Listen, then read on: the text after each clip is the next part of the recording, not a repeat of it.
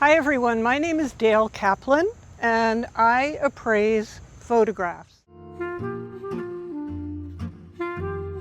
What I wanted to introduce you to today is a range of the first photographic images, and I wanted to just run you through what these pictures actually look like and, more importantly, how they're housed. Photography in this early period was a tangible physical object.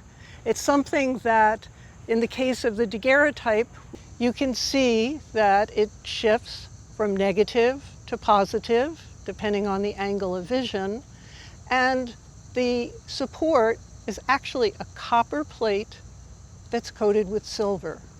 So the Daguerreotype is sometimes referred to as a mirror with a memory. This one looks a bit like Abraham Lincoln.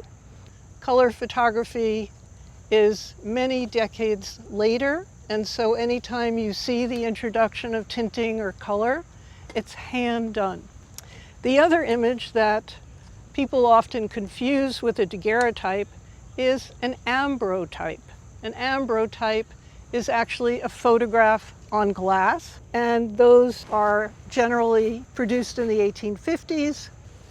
And then the third type of image that, again, people confuse with a Daguerreotype is a Tintype. Tintypes are the later images introduced in the 1850s, 1860s, popular into the 20th century, and those are photographs that are actually printed on iron. When guests bring in these family images, they generally want to know, what is the date of it? And so the wonderful thing about photography is that the technology and how it's always improving allows us to help date the images.